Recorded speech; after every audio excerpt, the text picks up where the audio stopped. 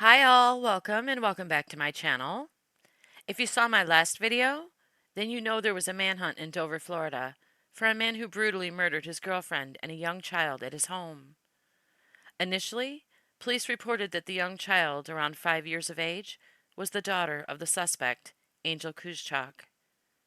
But today, police corrected that information during a press conference held announcing Kuzchak's capture, saying they now have confirmed that the child Kuzchak also brutally murdered was not his daughter.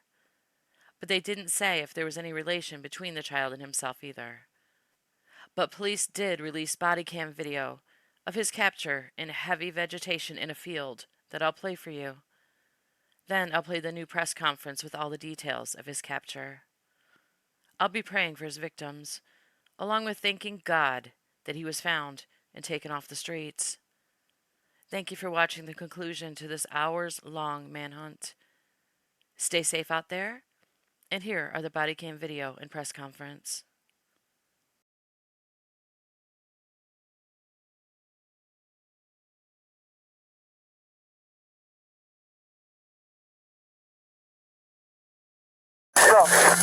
Give me your hands now! You better show them to me now! 48, Glen Harlow, 5548, Glen Harlow. Come here! Come here! Come here! Finn! Here, Rob. Good boy, good boy, good boy. Hand behind your back. Good boy. Los! Los! Los! Okay, now you guys good? Walking up from south. Put your other hand behind your back now. 15 feet south of you.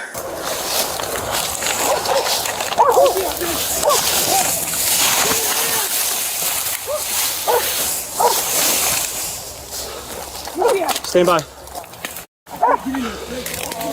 He got it, Eddie. Let me see your hands now. Yeah, we can't see him. He's in thick stuff. Give me your hands now. You better show them to me now. Come out here. Come here. Come here. I can't get to you, Brian.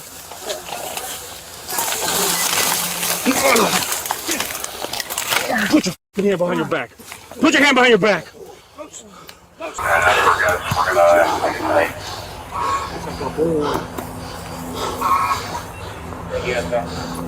Thank you, SO.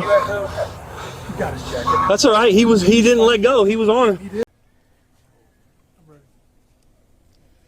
I stood in this very spot late last night and made a commitment to this community that there was nowhere that this murderer would be able to hide that we wouldn't find him.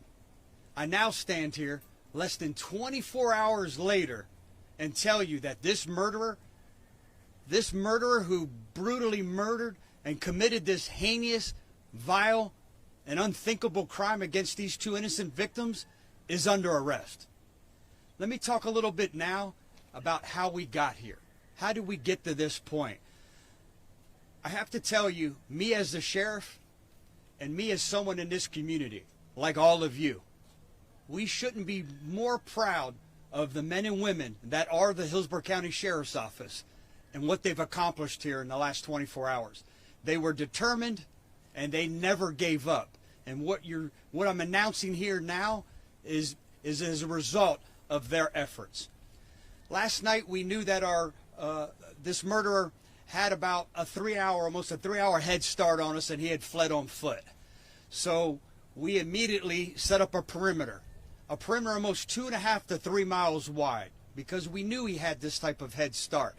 Overnight, deputies, detectives, our K-9 units, and our aviators in the sky never gave up.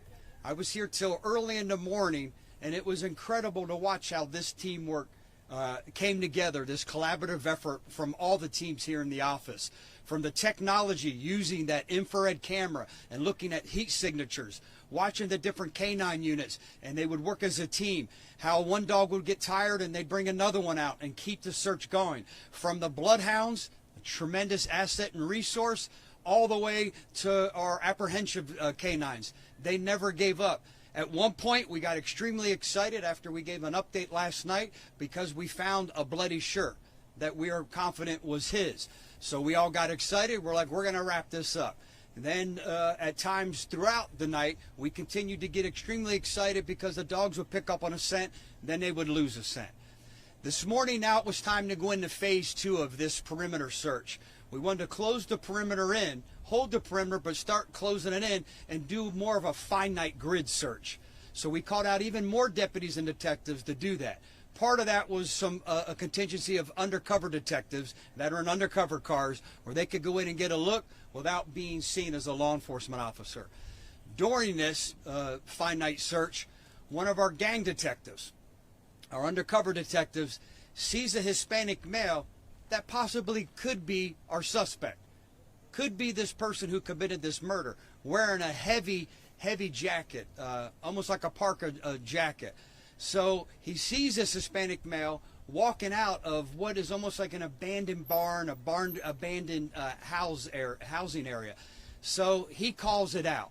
I have to talk a second about the professionalism, not only of every deputy that was out here, but of this detective when he showed the kind of restraint. We're taught when you see a bad guy, you run after the bad guy. But he used such great restraint because he knew that if he couldn't capture this murderer before he got into this heavily dense shrubbery and wooded area, that he would make it worse. He would taint the scent of these canines. So a lot of deputies out here overnight use great discipline by staying in their cars, not to taint the scent of the different deputies, either dog throughout the evening. So he, at some point, our suspect realizes that he's probably a law enforcement officer, sees him looking through the binoculars, and I think figures out the gig is up. So he runs, he refuses commands to stop, and he does just what we were afraid he that he would do, and he runs into a heavily wooded and dense area with a lot of overgrown vegetation. When I say overgrown, you can't see maybe 6 inches of foot into it, nonetheless try to navigate into it where he is. Well, he might have been able to outrun the visual sight of the deputies, these hard-charging deputies that were out here, but he couldn't outrun the scent of this canine. And the canine took us right to it. And I'm going to release the body cam footage because it's so amazing, and well, you can see, and it paints a better picture of what these deputies actually had to go through to apprehend this suspect, as they're trying to peel the layers back and could barely see him, as they're constantly giving commands to surrender, to surrender, to surrender. They give one final command: if you don't surrender, I'm going to release the dog. The dog goes in and does what he's trained to do, either grab by the leg or the arm and try to bring him out to safety where the deputies can place him under arrest. During that, as the canine is grabbing the jacket, he's able to slip out of the jacket. By that time, more detectives were on scene, and they begin to help these 2 canine officers that were trying to apprehend this subject. They pull him into an area that's not as densely populated. When I talk about the vegetation, they continue to give him arrest commands. He is non-compliant the entire time. The body cam footage still shows the great restraint of our deputies. They finally are able to place him under arrest. Now comes the time. This murderer will now face the full weight of the criminal justice system for this heinous and vile murders that he committed against these 2 innocent victims. He has now been taken back to our investigative area where we'll attempt to do an interview. I called right before I came up here. Nothing yet. We have some Spanish speakers getting ready to discuss with him. We asked him if he was bit. All he said is that in the back of his head area, he thought he was bit. We didn't see any marks. We didn't see any other marks on him. I think the canine got more of the jacket than actually him. So our crime scene is just finishing up here. I told you again last night, this was a gruesome scene. We do know now, last night was so gruesome, I stood here and said that they were brutally beaten to death. It was that gruesome. We now know that he stabbed these 2 victims. We know that he was romantically involved, not married, with our victim, who was 37 years of age, and our 5-year-old victim that he also stabbed violently, both of them very violently. He has no connection with that 5-year-old. We thought last night that was his daughter. We've learned that that's not the case. That her father, this young child's father, is still in Guatemala. What questions can I attempt to answer? I know it's early in the investigation. Yes, sir. What can you tell us about the relationship between all three of those people? When did they come here from Guatemala? And a lot of people are asking, have they entered this country legally or not? Yeah, great question. We're still working through that. Our main concern was to identify him and find out how he entered our country. We learned with working with our partners at Homeland Security, he did enter this country unlawfully. Now we will continue to work to find out, did his girlfriend, for lack of a better term, and her daughter come in here and enter in this country unlawfully as well? We're working through that at this time. And what is their relationship between him, her, and the child?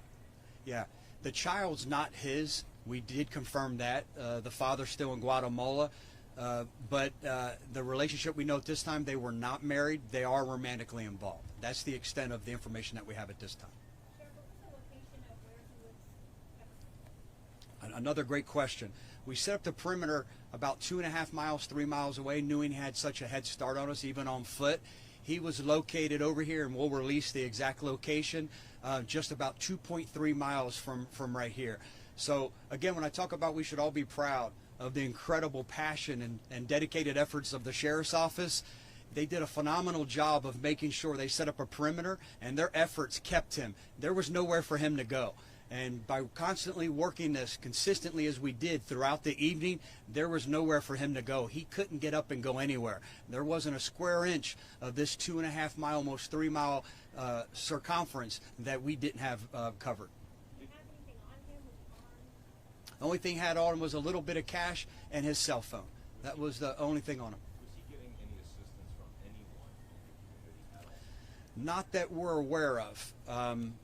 Some people that we spoke to said that he did reach out to them, and fortunate for us, every time he called somebody to ask for help, they told him absolutely not getting involved. So we do know at this time he did make some, because as we're going through looking at his contact, where he worked, his boss, his brother who lives here, different friends, we spoke to them. We were able to track them down throughout the night and overnight.